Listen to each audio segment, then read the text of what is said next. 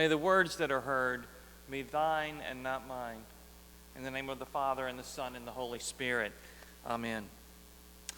While channel surfing the other day, I came upon a rerun of the show Extreme Makeover Home Edition. It's with the hunky Ty Pennington. I remember watching it somewhat consistently a few years ago, but for one reason or another, not so much anymore.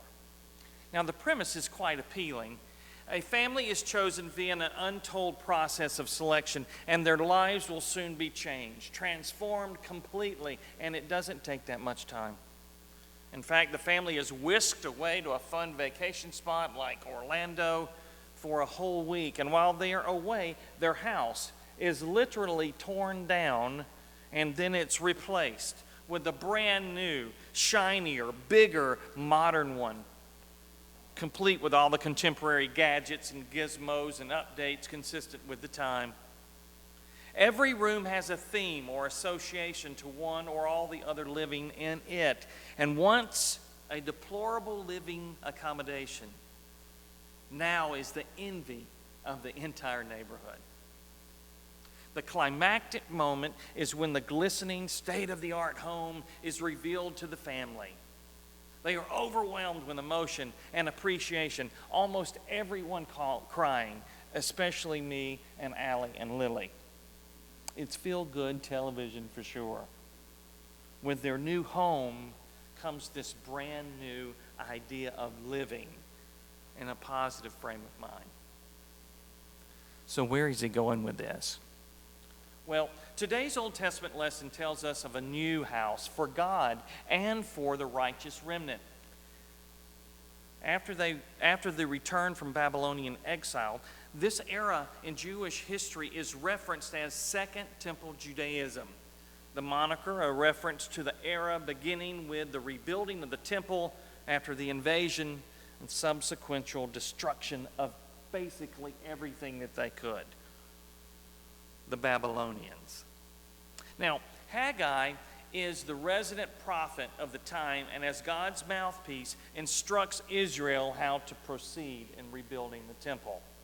One of his counterparts was Nehemiah, and he sort of did the same thing while they were reconstructing the walls around Jerusalem. They built those first, and they had to do that under armed guard because the other nations would raid them and come in and attack them and all this stuff.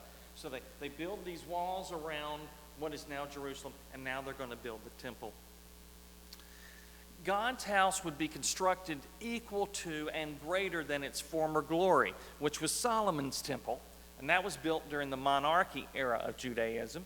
Now, David wanted to build it, but Solomon was the one who ended up building it because God didn't want to have anything to do with David building his house because of all the shenanigans with Bathsheba, as you probably recall. It would make a terrific HBO series. So anyway, Haggai was encouraging and instructing Zerubbabel and Jehozadak. Boy, those are hard names to say. I mean, can you imagine the mail that they would receive at their house? The misspelling. Anyway, so God's new house would oversee God's people again and God's holy city. Now, this is a huge, huge, huge deal for the Jews. This is massive. Because the Jews have always been, or the children of Israel, have always been a people of, kind of like we are now, people of book. That's fine, I know it's a big deal. But so, there's this sense of nationalistic pride, and this real sense of the presence of God because of this building. And they were really, really attached to it. Now, you may recall we talked about this before, and I know you guys may know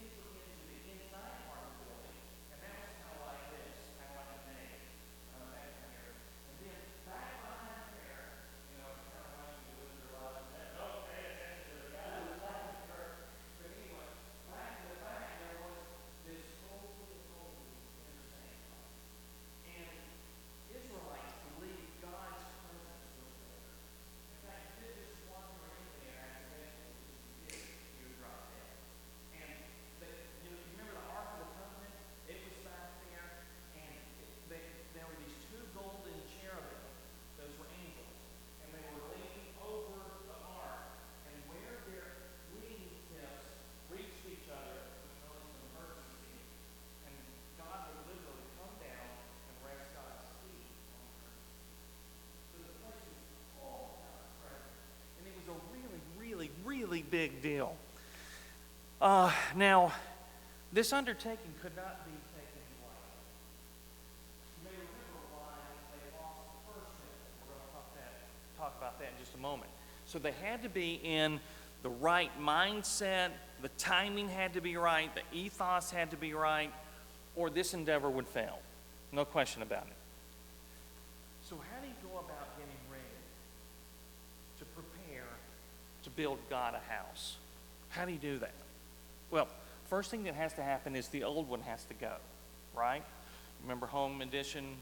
What is it? Ultimate Makeover? I can't even remember the name of it anymore. But remember, the first house was torn down.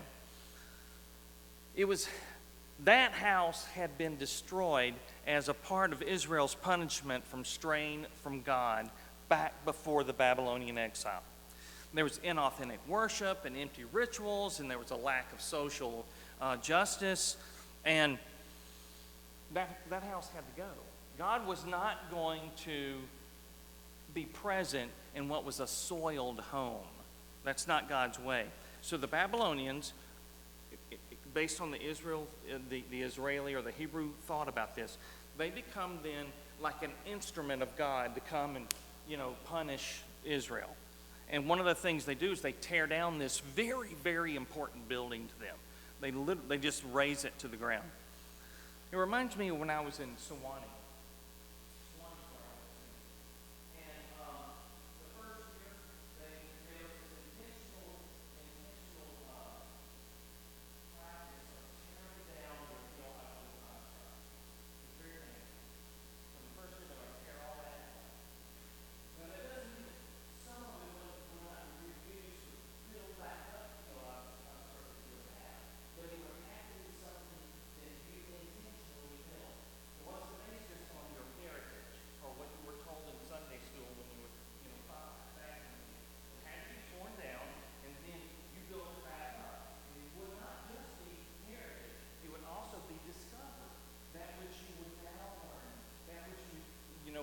We're encountering in seminary, for example. And that was a very painful thing. But you see, it had to be torn down before the new one could be built. And this tearing down of the temple was tough on the Israelites. They probably grieved that more than anything else. All right, the next thing that needs to happen for God's house to be built is you have to have a change in thinking. If the first step is literal, physical, then the second is analogous and spiritual. Israel was spiritually bankrupt. Their inner houses had to go also. Interesting that if you fast forward a few hundred years to the gospel era, where we are in the gospel this evening, now the Jews are back into a place where they are spiritually bankrupt again. So it's just like it was before Babylon, or similar, I should say, as far as their spiritual bankruptcy. And here's Jesus, and there's this group of religious guys, okay? So anyway, they're trying to trap Jesus, and they ask him this ruthless question about who's going to be there to resurrection. You have to understand the Sadducees were temple priests, so their whole purpose in being was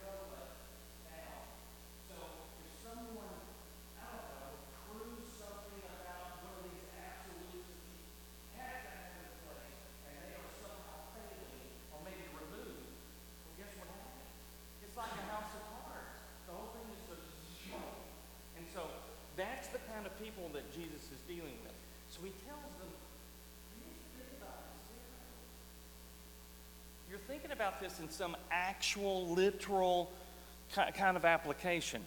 You need to have a change in your mindset. Now, this reminds me of me in basketball, baseball, when I was in high school. Once we had a picture that was all showing in a picture, and our coaches would run our tails off because they said we needed an attitude adjustment. And that's kind of what's going on with the Sadducees here. They had to start thinking about this. They had to change their mindset. Now, it didn't happen. Jesus, we know the story of Jesus on the cross, up into the resurrection, and then shortly thereafter, Christ ascended. Roughly 70 years later, the Romans come in and wipe the temple out and wipe out. And if there's no temple, there can't be saints, because they're locked into the temple, you see. So Jesus is just saying, hey, time's running out here. You know, hello, that kind of thing. And it did not resonate with them. So there has to be this change in your mindset. The third point is this. You have to place in the appropriate situation, establish a foundation. All right? Our reading in Thessalonians is to the audience. The church of Thessalonica was very much persecuted during that time. Heavy persecution. Very different from the church that was in Corinth and in Corinth. But this was, they're under heavy persecution. And almost saying, man, you will have this bedrock of faith that gives you firm footing so that you can make it even during these times of difficult persecution. And it's almost as if that type of experience is like a purifying process, like a curing process that they do with metals. And that makes you, stronger. And see, if you don't purify the metals, they'll be brittle and they'll break apart. But with this purified metal, you're stronger. You can make it through the difficult times. And that's what Paul is saying, that you have this solid foundation, and now you can start building the church. Now, you can start building God's house. Well, Israel in Haggai's day realized these 3 steps, and they rebuilt a grand abode for God. It was destroyed by the Romans, and it has been rebuilt. It's tricky. See, Jerusalem is a divided city. It's no longer, the Jewish capital. It's Muslim, Christian, and Jewish. And so it's really, really tricky there about building a great, enormous building that was just going to be Jewish. And because of that, it hasn't been reconstructed. However, the temple is being reconstructed by another measure. After demolition of the old and a change in thinking and the formation of a solid foundation, due to the incarnate Jesus Christ and the Spirit of God, there's a new house.